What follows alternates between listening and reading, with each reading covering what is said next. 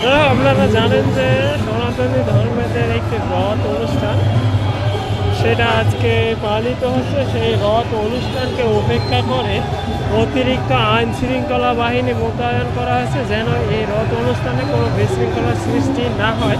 তো আপনারা দেখতে পাচ্ছেন এইখানে সেনাবাহিনী রয়েছে, পুলিশ রয়েছে, আনসার রয়েছে এবং সোয়াট বাহিনী আমরা সামনে লক্ষ্য করেছি।